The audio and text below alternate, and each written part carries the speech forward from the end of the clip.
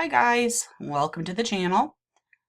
We're going to play the clip of talking to the detective about the shovel. And then I find in Discovery more shovel talk. There's a part in here where they're talking about Chris coming back to Survey 319. And he catches himself. I think he was going to say something different, but he caught himself. I could be leading and speculating and all those things, but it's my opinion and it's my channel, so if I want to say it, I'm going to. Go over to Shanann, clear away some weeds and dig a hole. Okay. Did you have a shovel? Yeah, we have a shovel, rake, and a weed whacker as part of our tools. With that rake, if I remember right, it was part of it just sitting there because it was broken. Oh, did it break as you were digging or something? No, when I was like smoothing the ground over. On this day, it broke when you were doing that? Okay. Was that after you were all done? And it seemed as though maybe the first people that got there saw it. Was it stuck in the ground? I guess it was like, not like standing up, but it was like laying down. Oh, okay. Were you planning on coming back? I mean, I don't know. It sounded like he was about to say. At this point, then. But he caught himself.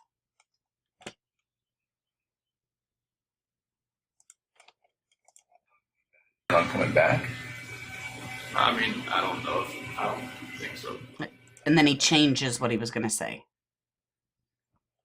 Could be something, could be nothing. At this point, then, this is just before then, in a couple of hours, you would make it back home to see Officer Conrad. All right.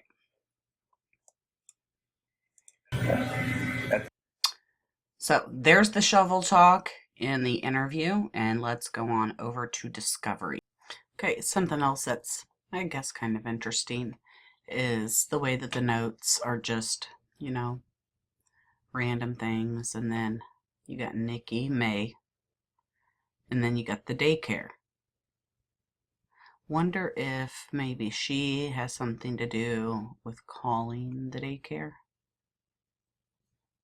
Maybe. It's an assumption. There was one other thing. Oh, this name. McCoy.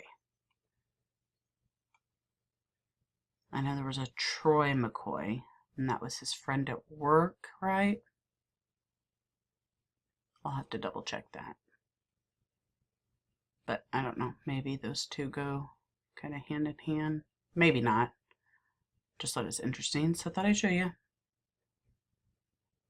Moving on. It could be their excuse on why the audio and the videos are choppy and seems like we're missing stuff sometimes.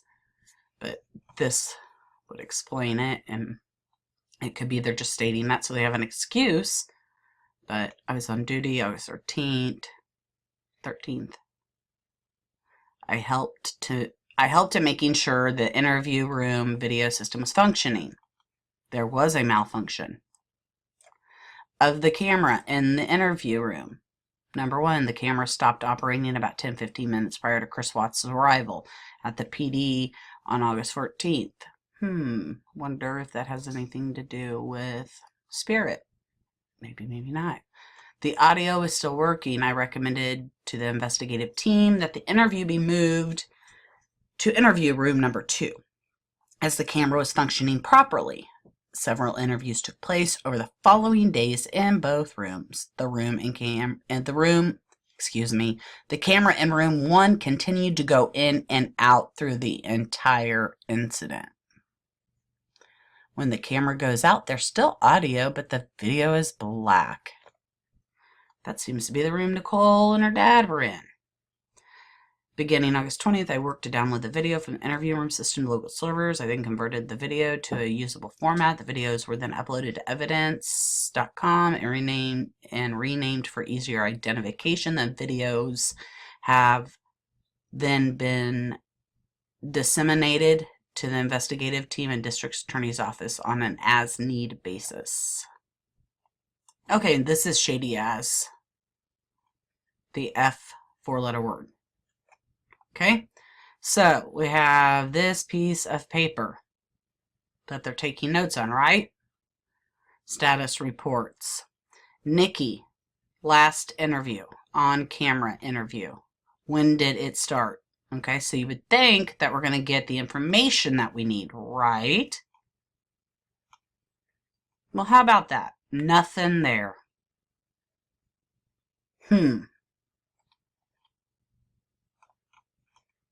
Where's the next sheet of paper? Here we go again. Does that say financials from Warrant? Looks like financials from Walmart to me. But up here again, it says the same thing. Oh, you know what that probably is? Financials from financials from Walmart was probably because of their phones maybe they purchased, so they needed the video, the like security video.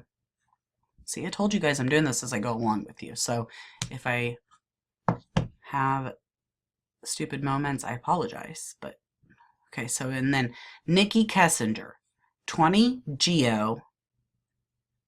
I have no idea what that word is, and no idea what this word is.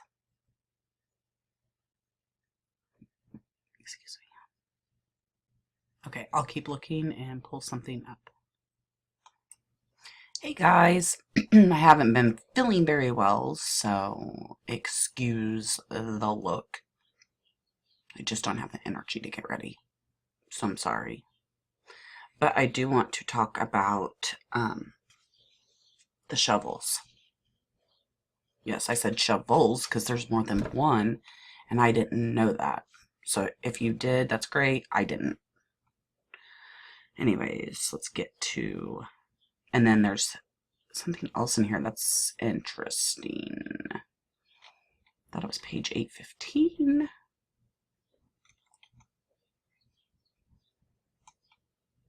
Okay, we found it. Right here. Vehicle evidence in truck. Round point shovel from work truck, marker 8. B&L repair. That's where the truck's located at. Square point shovel from work truck, marker 9. B&L repair. And I need to Google that. Sickle from work truck, marker 10. Because I don't know what that is. But why would there be 2 shovels? And then 2 were taken from the work site? Why would that be? Oh, since you can't talk back to me, I guess then I'll go ahead and lead and say what I think. I think that they had 2 because there was more than one. And then I also think that he took both because of fingerprints from him and the other person would have been on him. Makes sense. One other thing that I found interesting, and I passed it a second ago. Here it is. Located in the front passenger side door panel was a green disposable cigarette lighter. If we recall back in the interviews with Chris Watts at the beginning, he never had anyone else in his car but his girls. I know that Chris did not smoke. Green disposable cigarette lighter. Passenger side door. Now, wouldn't that be interesting? They have that and it would have her evidence on there or her fingerprints. That's evidence that she was in the vehicle, right? Doesn't mean she necessarily was there the night of the crimes, but that the lighter was in the passenger side and Nicole used it. It would have her fingerprints on it to prove, I guess, that he lies. Like, we don't already know that, but he lies, and she was probably in the car that night. But the shovel thing is quite interesting because it goes deeper than that.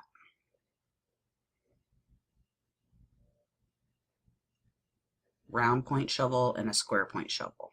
Okay, now I'm going to pull up this other part here in Discovery. Okay, here we go. Just to show you, it was seized. Spade, round type of shovel from work. Square point. I mean, I guess that's maybe to dig different ways, but 2 of them. I've only ever heard of one of them. Right? And then red-handled sickle from work truck. I don't know what that is. Like I said, I'll Google it. But there's one other thing in Discovery about the shovels. Okay, I went to Google and found the sickle. And in case someone else doesn't know what it is, this is what it looks like. It's a short-handled farming tool with a semicircular blade used for cutting grain, lopping, or trimming. So like a reaping hook. Yeah, so I looked it up. Now I know what it is. All right, here was the other thing I was going to bring up about the shovels. But it doesn't matter because the other ones that I discussed were at a later date and they were put in for evidence. But it just states basically Sergeant Bakes had, or Detective, I was asked by Detective Bonover, yeah, so Sergeant Bakes had originally seen them in the back of the truck. The shovel was a spaded shovel with a red handle and had a black rubber grip. On the end of the handle, I noticed there was fresh dirt on the spade of the shovel. I noticed the shovel was facing down. So then it goes to say, while the vehicle was towed from the residence on Wednesday night, I was inside the residence, not present while outside. I heard from someone that I cannot recall who that was that the shovel may no longer have been in the bed of the truck. While executing the search warrant at the residence, I looked in the garage, basement, outside in the residence to attempt to locate any shovels, but did not locate any. But they ended up being in the evidence, so this is debunked. All right, let's listen to the shovel. So having two shovels maybe gives the we more validity as well. Not that I ever doubted that somebody else wasn't there to help him. I've always thought someone was there to help him, if not more than one. But there were two shovels. So that would make the work for the shovel go twice as fast. That makes sense, because digging a hole, his time frames would not have matched. I already proved that with the video of the world record gravedigger. So enough with the shovel talk, but it just incriminates a few more.